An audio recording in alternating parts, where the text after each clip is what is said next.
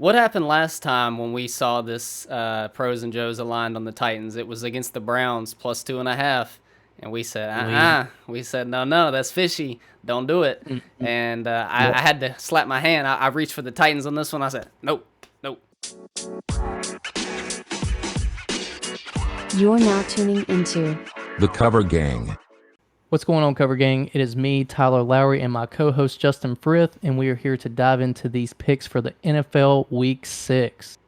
Justin had a pretty good performance last week. I went 507-7 in my picks. He won this year's first better. So let's give him his applause. The lines this week, Justin. Yeah, this is this week is bananas. Like, I'm scratching my head on this one. I don't know about you. I don't feel like I'm scratching my head as much as I hate all the sides that I'm on, but I know it's the right sides to be on. So I am going. Anybody that listens to this, I don't feel bad if you go against my picks here because I'm on some nasty sides in this one. But like we keep preaching, there is a method to this madness. It is the NFL. This is not college football. These games should be closer. Favorites, public side will come back down to the mean. So, with further ado, just go ahead and give us the first spread. We're going to give you as much energy as we can, but it's some nasty sides out there this week. So, first up, we got the game in London. Ravens at the Titans. Neutral site.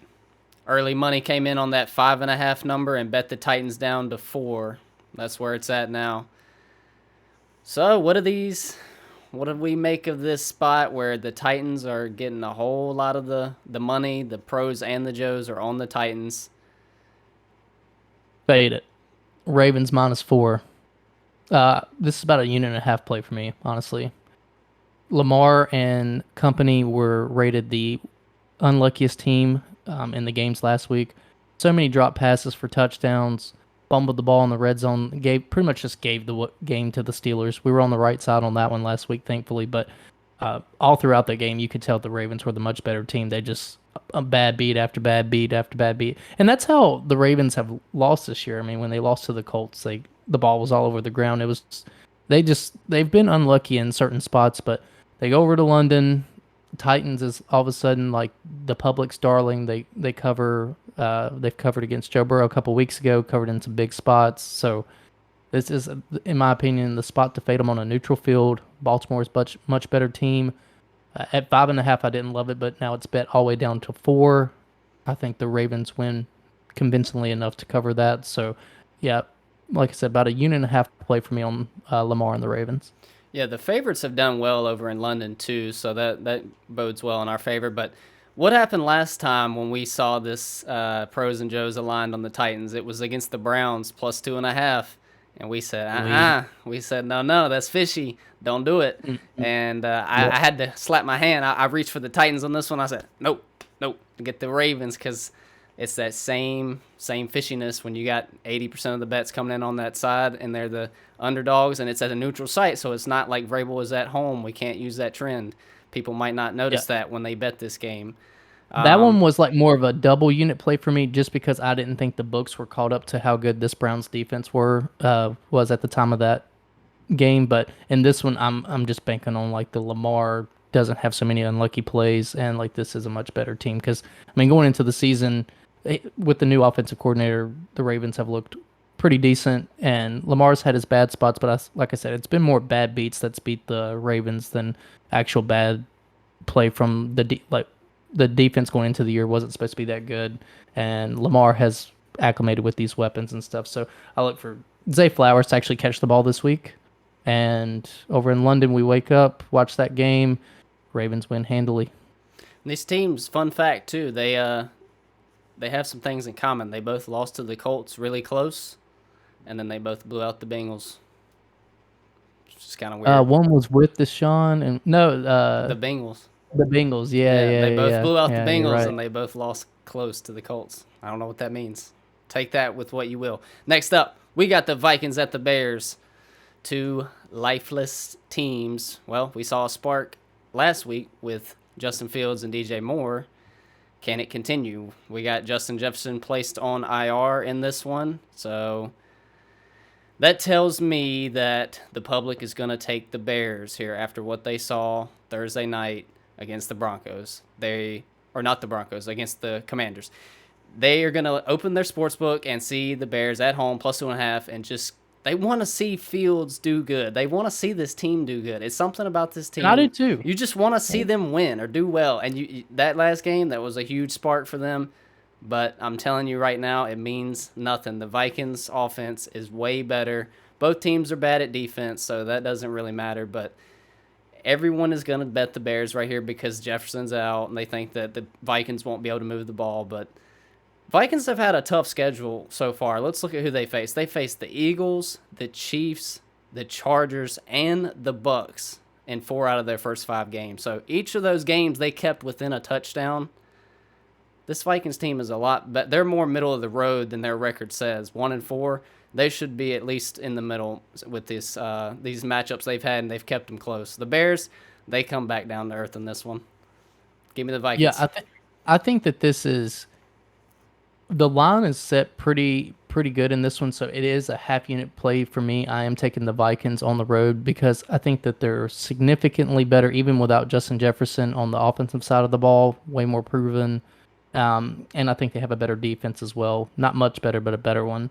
And it's a coaching mismatch. Like, we don't know what we're getting from Eberflus, and then Kevin O'Connell is still good. So there's a lot of it's been said all year, especially with the bad start the Vikings have had, that they're going to start tanking, and it's Kirk Cousins getting moved out, and like all this. Are they going to try to get one of these quarterbacks coming up in the draft? And Fields and DJ Moore, yeah, they have some chemistry, but I think that's just the overreaction here. Like, the Vikings are the better team. It's under a field goal, so you kind of just go mainly with who you think's going to win the game. And so I feel it's a half unit play because I think if it was at like 3.5, I would lean Bears, but it's at 2.5, so I'm leaning Vikings. It's that close for me. 2 for 2. We're in agreement. Next up, we got the Colts at the Jaguars.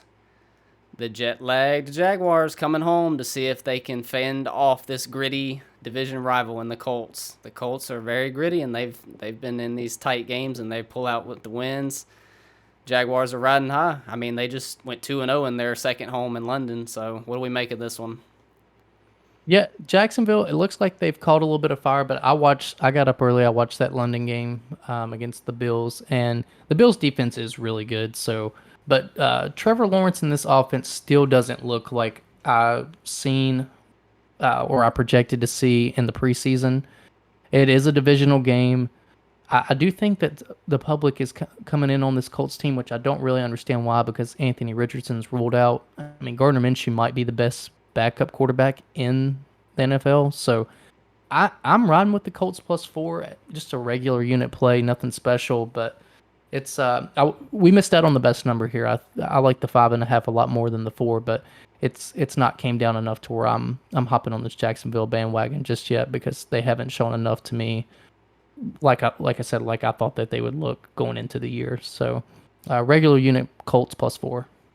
Yeah, in Jacksonville, it does matter. When you come home from London, typically teams who just got home from that, they don't cover well in their next game, because just a lot of change for these players to fly all over the place and get used to a And new then they time got to zone. turn around and They play were in Thursday night. Yeah, then the look ahead, they also have that on their mind. Like, man, we're tired, and now we got to fend off like our division rival that always plays us tough, and then we're about to play Thursday, like another short week. Like, they're run down a little bit, and that Bills win, that was euphoric for them, so they're feeling great right now. They're gonna let off the gas, and Gardner Minshew's gonna give them that sauce. Yeah. Yep. So that's 3 for 3. Let's go. Let's go. Even on a kind of crazy week, we're in agreement. So I like it. All right, next up, we got the Seahawks at the Bengals. The line has moved from 3 down to 2.5. Early money came in on the Seahawks. A little bit more of the total bets on the Seahawks as well. So another public road dog right here. What do you think of this one? I got you on this one. All right. So I told you last week we disagreed on 3 games. You beat me last week. But I told you that the Bengals was the right side here because they took Joe Burrow off the injury report. And I told you this Cardinals secondary is not good. They ranked like bottom 4 or 5 in like all the major throwing against the secondary statistics or whatever. Like their pass defense is horrible. But Joe Burrow, it didn't matter if he played them or the 49ers or who. I just needed to see him step back on that back foot and let it rip. That's what happened. And now Seattle coming off a bye, they're rested. It's a young defense. They do have two excellent corners. The Bengals are still out T. Higgins, but Tyler Boyd's a good option to throw in there. Under three minus 2.5. Yeah, I love the Bengals here. I mean, it's a I still want to see one more week to make sure that Joe Burrow is back. So it's a regular unit play for me. I may get a little feisty over the weekend and bump it up to like a unit and a half or something. But um, yeah, the Bengals under a field goal at home right now. After seeing Joe Burrow look like old Joe Burrow, I'm confident in it. So Yeah. I love Seattle. It's just they don't have Joe Burrow. So yeah, I think the Bengals is the sharp side. I think people just they got burned by the Bengals the first few weeks of the season so much, and they're like, "Oh, they beat the Cardinals." Like, whoop de doo. Like, I don't care who you were playing. I just needed to see that Joe's leg was okay. It's okay. Yeah, this is a tough one because it's like when I first look at it, I'm thinking, I'm like, the Seahawks plus 2.5. It's like, it seems like the more valuable side. But I kind of agree with your points, and I do see the public coming in on the Seahawks team. And when we've seen Joe Burrow as a favorite, a short field goal favorite, and he covers that number a lot of times in his career so far. So I think it's a good game. It's probably a shootout because both of these teams' defenses are somewhat weak, and with Joe Burrow healthy now and Geno, they're probably just gonna duke it out, slinging the rock. Another good point for the Bengals too. I think they're in 2 games after this one, so they know that they got to get back to 500 right here. But I think the 2 games after this is San Fran and Buffalo. Mm. So if they lose this one, go 2-4, and then have those 2 games coming up, it's Yeah, like that's yep. that's. So I think that they're taking this serious at home. I under a field goal too. Like I said, that's what's. I really thought that this would be 3.5, and it's at 2.5. So yeah, I feel pretty solid on Bengals here. All right, next up we got the notorious Panthers at Dolphins. I hate the Panthers. I do too. Bryce Young continues to struggle. Looks like the biggest draft bust ever right now. Yep. Dolphins, best offense we've seen in years. But they are banged up too. They're banged up. Devon now not gonna It's be. it's more it's more than that. I think they have an offensive lineman that's not supposed to play. Their linebacker still not supposed to come back in. Like this is, I think that I'm taking the Panthers plus 13.5. Seems like Vegas is begging you to take like, average gambler opens this up and it's like, oh yeah, no, I've seen Panthers play this year. Like Dolphins will win this game by 2 touchdowns. It's like, I think that the Dolphins are going to take this one a little light. Like they're resting players. They know that they're going to win the game, but it's the NFL. I mean, almost 2 touchdowns to start off. I'm just Bryce scared Young with against that speed on that offense. Like even from just a non-biased perspective, it's like they're gonna get some kind of breakaway touchdown. It's just like, yeah, but they got just to hate get it. two, and then like that's the Panthers can't score even a field goal. It's like it's I'm telling you they are banged up. They're going through some injuries. Tua came back down to earth a little bit. Been throwing some picks in his last couple games. I just like I said, this does. Last week I was wrong about it. Daniel Jones got hurt, and they had a chance to backdoor cover. I see us in a similar situation like that maybe this week, but the Dolphins got even more banged up in that Giants game. So I think Mike McDaniel calls more of a conservative game here and doesn't just try to run up the score like he did against Denver. Just plus 13.5, I think is sharp side. I'll take the Panthers with you, but it's a half unit, no doubt. Oh, 100% a half I've unit. I boycotted hate the this Panthers. team, and I can't. They've taken enough of my money already this year. No way. All right, next up we got the Saints at the Texans. This is early money came in on the Texans at plus 2.5. It's down to 1.5, and it's been locked ever since. I think the Texans are on some books receiving slightly more of the bets again as public underdogs here. What are we thinking? Saints come off 2 blowout victories. Texans that close loss to the Falcons. as more bye weeks come in, it's just human nature that you're gonna have less games that you're like, okay, lock it in. This is one of my locks of the week, taking the Saints on the road -1. I'm just picking them pretty much to win the game. Um, CJ Stroud, every week that goes by, more week of tape on him. More of these defenses know what he likes to do. They take that away. He has to change. His offensive coordinator does stem from Kyle Shanahan, so that there is a lot of motion, a lot of, so he has some help, but like I said, he's going to have growing pains.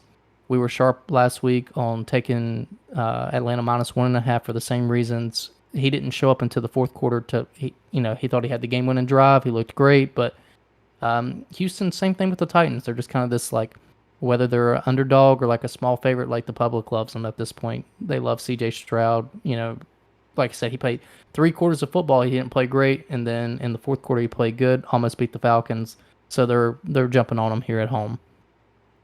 Saints, better team, probably best defense. CJ's played this far. He's played Pittsburgh, but I think Saints have a better defense through and through than Pittsburgh does. Saints are more So, lockdown, like yardage defense, and like Pittsburgh is big play making, like turnovers type right, defense. yeah, yeah. So this is my first double unit play. I am taking Saints to cover the 1 point on the road, and CJ not to look the best against the Saints defense.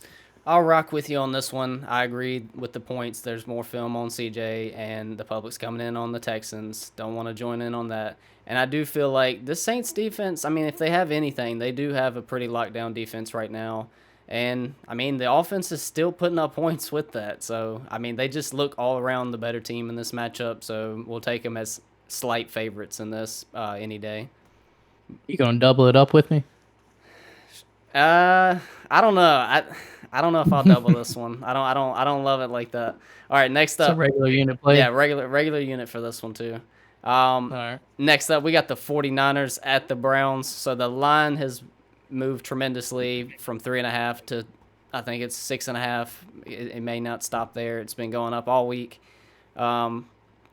It's to 7 now. It's at 7. Okay, so there you go. Yeah. In the matter of 3 or 4 hours when I last looked. 49ers, they look like the best team in football, so that's probably why. And there is a little bit of news about, Deshaun's shoulder injury. Is he going to be fully healthy for this one? So I'm sure that's why. But we have got to fade this 49ers team. Are you with me, Tyler? We've got to fade This is a regular unit weight game, and it's all dependent on Deshaun Watson. Yeah. So if Deshaun doesn't play. If Deshaun gets cleared, this line will go back from them being a 7-point underdog back to closer to 5. Yeah. Maybe even 4.5. You'll see that much of a change. If he gets ruled out, you'll see this go to almost double digits. And I still wouldn't hate if you took the 49ers at that point. So it's like I'm saying both sides, but we record these on Wednesday night so we can get them out, get our picks out. But this is one that you'd really have to just wait on. I am on the Brown side, but if Deshaun's not playing, I'm not touching it. They can't do anything without Deshaun. We've seen what that we'll looks like. We always put on the spreadsheet what the spreads are at the time of recording. I am taking Browns +7, but I think that in this particular scenario, I should be able to, because like even if it goes, I'll put it on there what I bet, even if it goes down, and because I think Deshaun will play. Like he's been cleared for 2 weeks. They had a bye. He's not practicing. He's a vet. Like I know people are scared, so the line just keeps going up and up. And 49ers are so good, and it's hard to get a read on them. Vegas, it's hard to get a read on them, but so I do feel confident in taking the Browns here. But if PJ Walker's quarterback, all bets are off. Yeah, I'm not. Yeah, it's just I'm not not. even I don't. the same I don't care if it goes to circumstance. 10 points. I'm not betting on it. So Yeah, we'll lock it in +7 Browns no matter what, just for the sake of the contest, because that's what we do. We try to pick it at this certain time of the week, which is already handicapping ourselves a little bit. But hey, that's what we do, and we're profitable so far, so we'll keep it up. Next up and last up for the 1 o'clock slate, we got the Commanders at the Falcons. Desmond double Ritter. unit play. Desmond Ritter is still undefeated at home. Can he keep that streak alive? Nope. Commanders +2.5 double unit all day. 10 days of rest, embarrassed by the Bears. Come on. Washington bringing in Airbnb, they have some good solid offensive pieces, and this Falcons team is just like they've. It's surprising that they're 3-2. They've won it. You can make an argument they could be 0-5. Like Desmond Ritter just played the best game of his life against the Texans at home last week, but he was thrown into some very tight windows, and these receivers just had to like. I mean, they made some great plays to catch the ball, but like, do I expect Drake London and Kyle Pitts to do that again, to replicate that against the Washington team? I just not really. And I don't think that they'll have as much success running the ball against this front four for this Washington defense. So I think that, and like I said, we've spoke about it before on this Falcons team. It's like every half point matters with them. It's like, if they're favored by 1.5, like it can go to 2.5, and then it fell at that 2 point against the Texans last week. Like at plus 2.5, like obviously I wish it was 3 or 3.5, but that matters with this team because like they can't, once they get in the red zone, it's a field goal. Yeah, That's Young just Wei has been the game winner for them like a lot of times. right. It's just they don't have like they don't throw the ball down the field. They get when it gets tight, like they end up kicking a field goal, and Arthur Smith just schemes up something to win the game in the fourth quarter. And he may do that here, but if you're giving me plus 2.5, I'm taking it, and I'm putting a double unit on it. Commanders all day. Yeah, I'm also a double unit in this one because it's a game where these teams feel pretty even, so you're giving me value on the Commanders for sure. And I think what the Commanders do well, the Falcons will have a hard time dealing with. I think this defense will slow down Desmond Ritter, and he will get potentially his first loss. I think it comes down to that. He's probably going to lose this game because he hasn't lost at home, which is just crazy. But I think the public is out on this Commanders team after what they just saw. And the Falcons, they won a gritty one at home. This is a good time to just flip the script and let's take the Commanders because that's the value side. And we're fading ourselves in this one because going into the season, me and you both had Atlanta as playoff teams, and so I mean, I hope It's just Atlanta wins. Desmond. I just hope they don't win by 3. Yeah. So, but I think it's 100% the sharp side to take the Commanders coming off 10 days. Just got embarrassed by arguably one of the worst teams in the NFL, and Just the Atlanta sheer quarterback riding. matchup. Like Desmond had a great game last game, but that we know that's not really him. And Sam Howell, I mean, he's actually not bad. Like he's not that bad. So Yeah, they're a lot more comparable than how Sam Howell played against the Bears compared to how Desmond Ritter played against the Texans. So a right. little reverse to the mean on both sides here.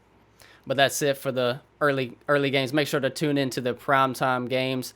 Subscribe, click the bell, turn notifications on so you're notified every time we drop a video. We're dropping 3 videos per week. We cover the early games, the late games, including the primetime and the Monday night football game.